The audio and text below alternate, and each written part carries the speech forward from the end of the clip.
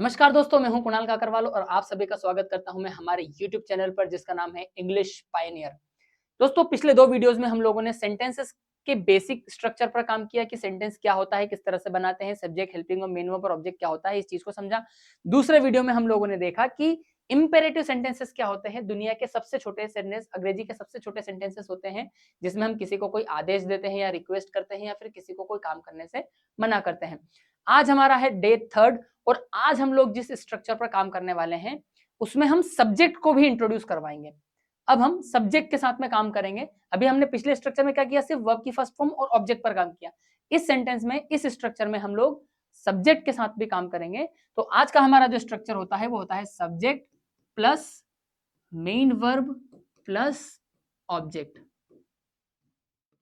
Main verb, यहां पर देखिए मैंने बात करी है मेन वर्ब की।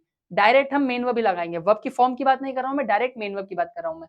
और आज के सेंटेंसेस की हमारी जो मेन वर्ब रहेगी वो रहेगी इज, एम, आर, वॉज, वर।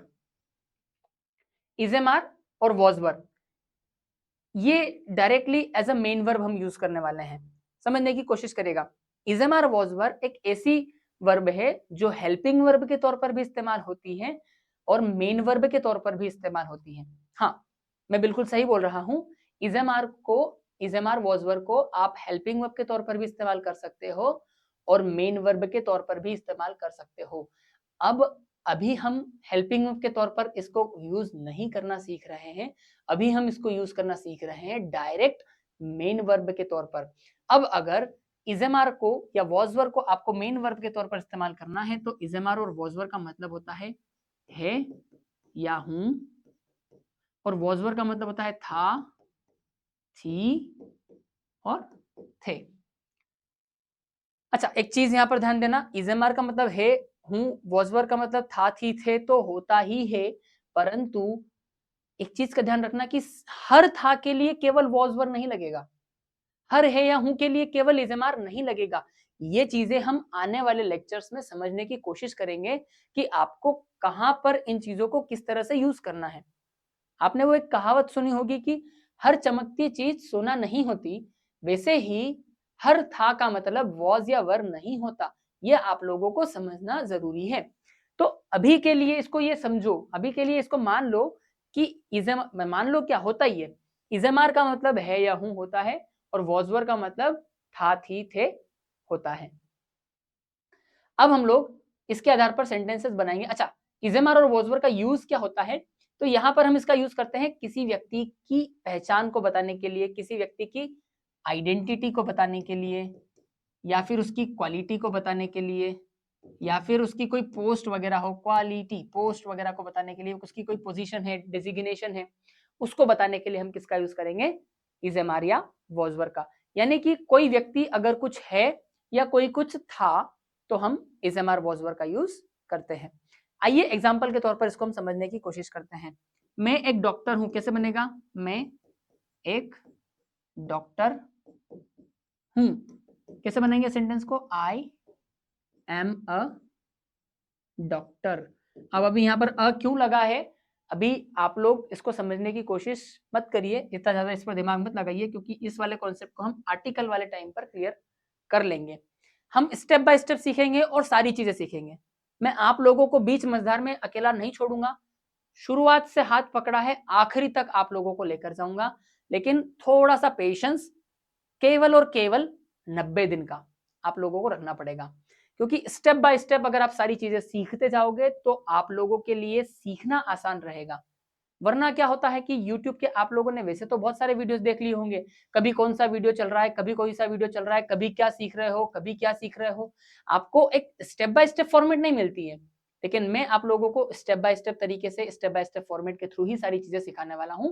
तो आज का जो हमारा लेक्चर है वो, उसमें हम सब्जेक्ट, मेन वर्ब और ऑब्जेक्ट, जिसमें भी हमारी मेन वर्ब, हमारी जो मेन वर्ब है वो है इजेमार और वॉजवर, हम इसी चीज पर काम करने वाले हैं। तो आर्टिकल्स आने वाले क्लासेस में हम लोग सीखेंगे। वह मेरा दोस्त है, वह मेरा दोस्त है, कैसे बनेगा, he is my friend.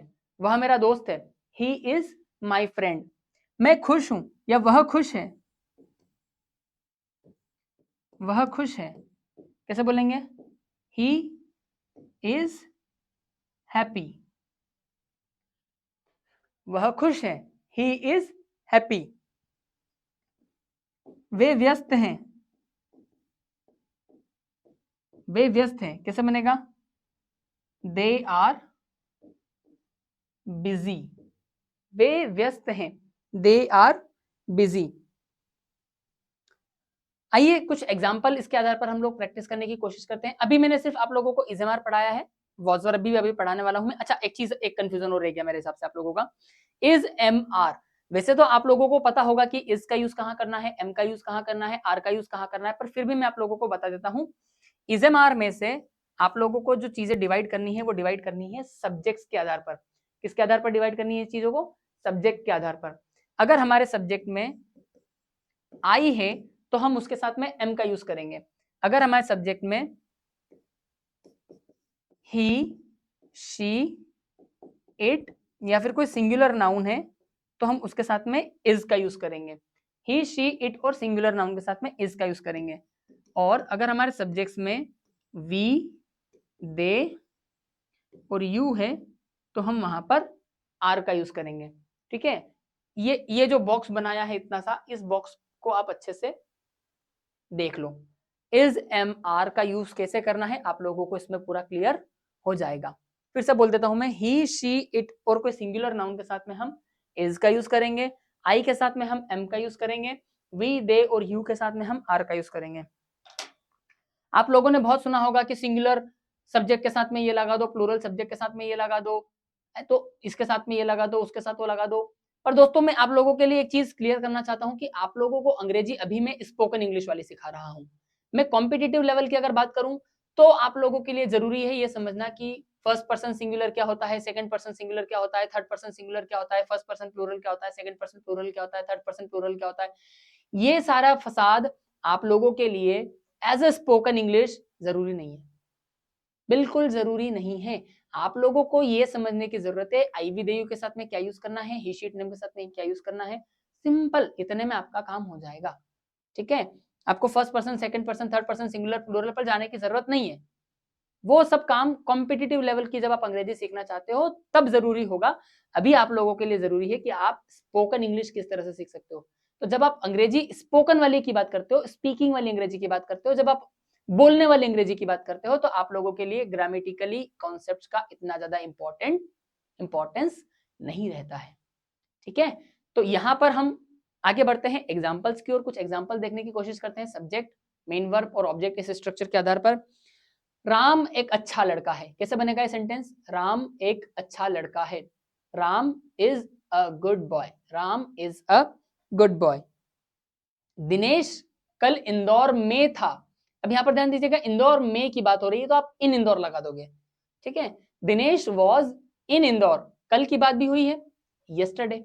Dinesh was in Indore yesterday.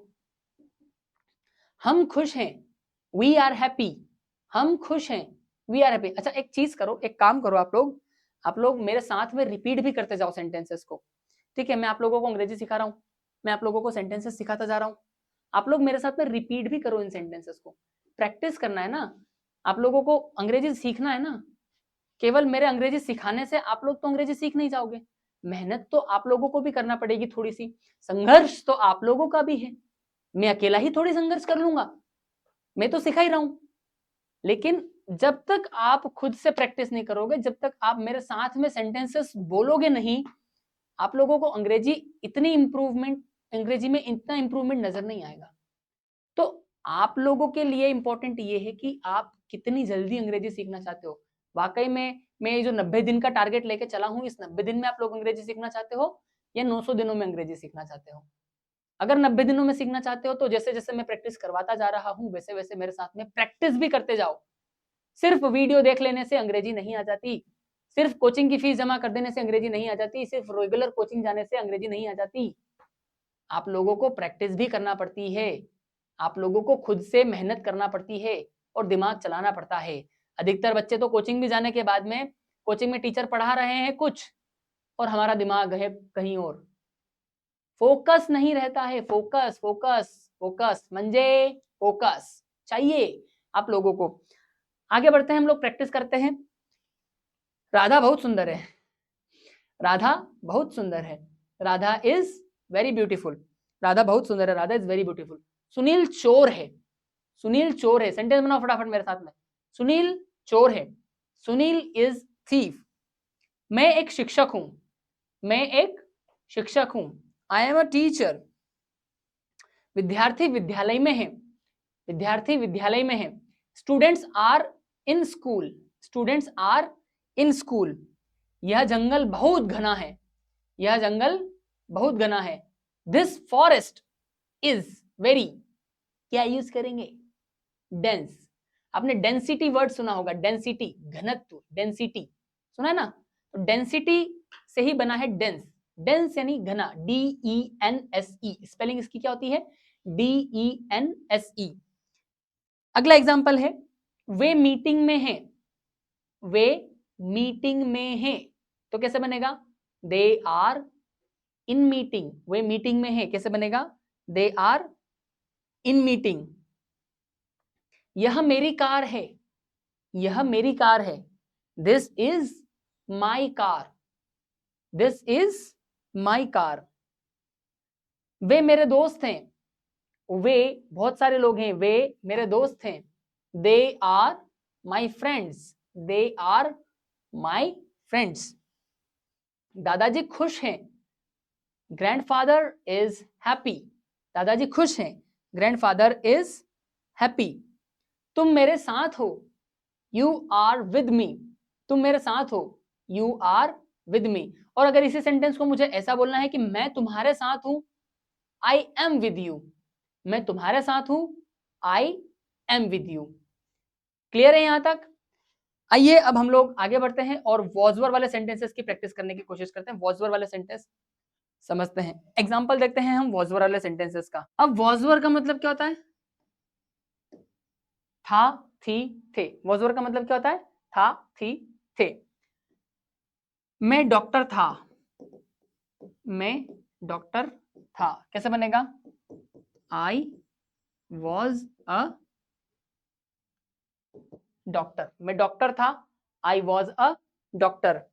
Ramesh बीमार था, रमेश बीमार था, कैसे बनेगा, रमेश वॉज इल। रमेश बीमार था, तो रमेश वॉज इल, रमेश बीमार था, रमेश वॉज इल। अब यहां पर देखो वॉज का यूज कैसे करना है और वर का यूज कैसे करना है।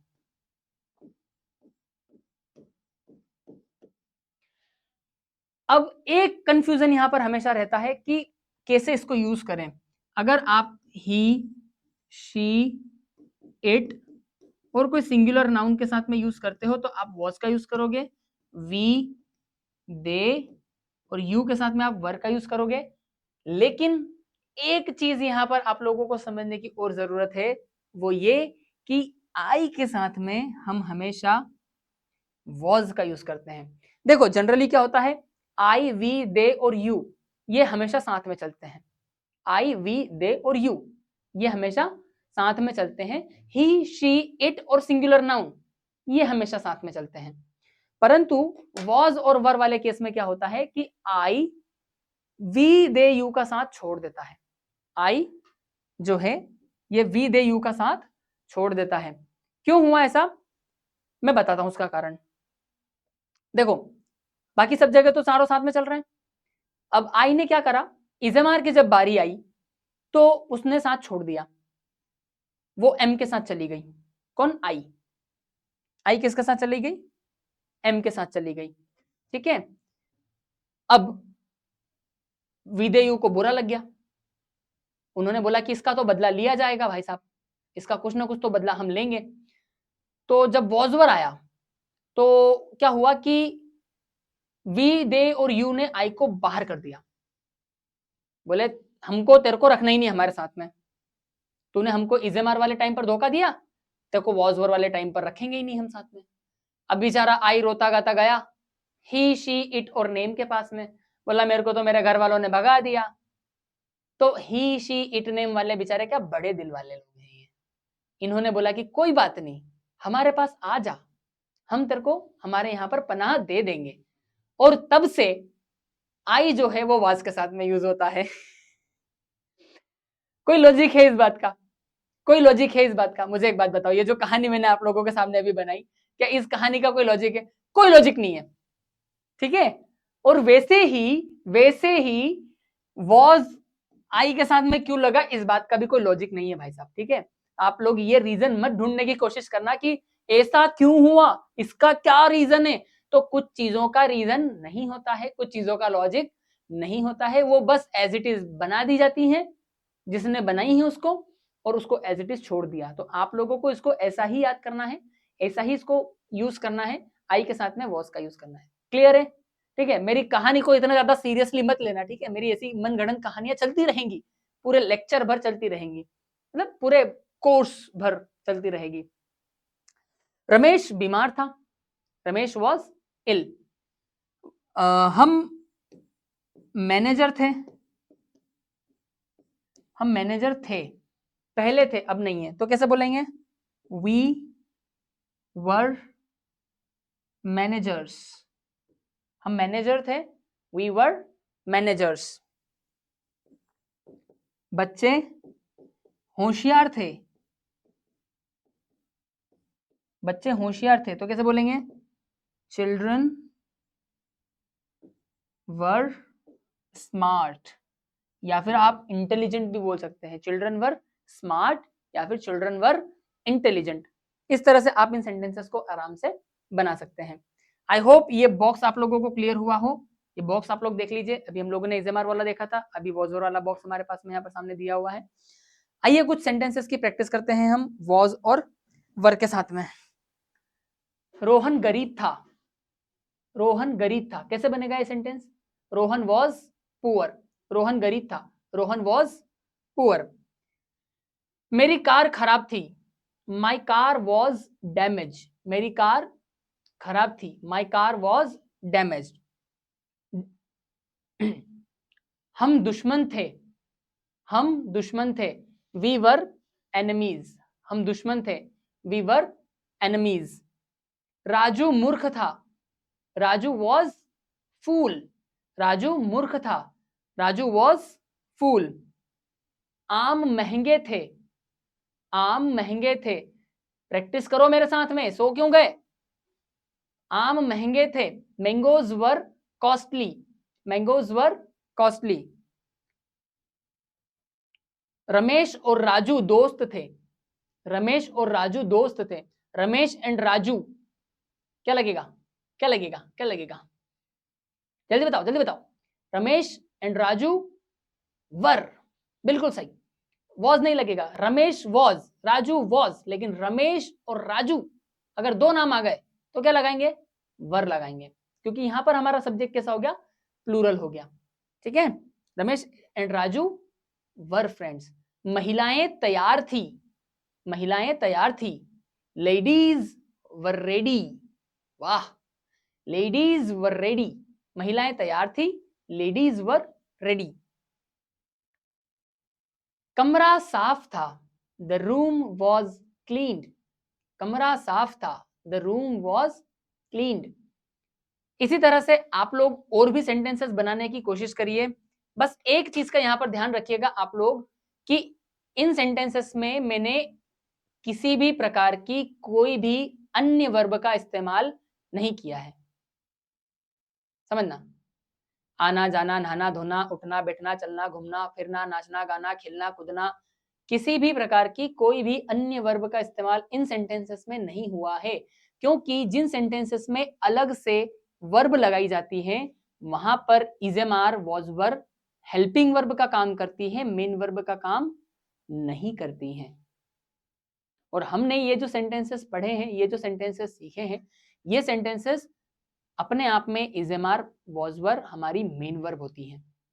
तो आप लोग प्रैक्टिस जब करो तो इस चीज का स्पेशली ध्यान रखना। I am going, I am cooking, I am running, I am singing, I am dancing, I am watching, I am playing, I am doing, I am, नहीं, इस तरह के सेंटेंसेस यानी कि जिनमें अदर वर्ब आती है वो सेंटेंसेस अवॉइड करिएगा और फिर इन सेंटेंसेस की प्रैक्टिस करिएगा। एक बार फिर से अगर मैं बताऊं तो ये क्या शो करता है, आइडेंटिटी, क्वालिटी या फिर पोस्ट को शो करता है। किसी व्यक्ति का कुछ होना, मैं कोई हूं, मैं कुछ हूं, कोई व्यक्ति अगर कुछ है या कोई व्यक्ति अगर कुछ था, तो इस टाइप की चीजें जब आप बताते हो तो आप इज एम आर और वॉज वर का यूज करते हो। आई होप इतना क्लियर हुआ होगा आप लोगों को। अगर ये वीडियो भी आप लोगों को अच्छा लगा है तो इस वीडियो को भी लाइक कर दीजिए। अब हम लोग मिलते हैं अगले वीडियो में, अगली क्लास में, जिसमें हम सेम स्ट्रक्चर पर, कहां गया, सेम स्ट्रक्चर पर हैज और हैव की प्रैक्टिस करेंगे। किसी के पास कुछ है या किसी के पास कुछ था, सेम स्ट्रक्चर जाएगा, सेम तरह से सेंटेंसेस बनाते सीखेंगे हम अगली क्लास में। आज के लिए इतना काफी गाइस, मिलते हैं हम लोग कल, see tomorrow, be regular, keep on doing practice, तक ले bye bye, have a great day, good night.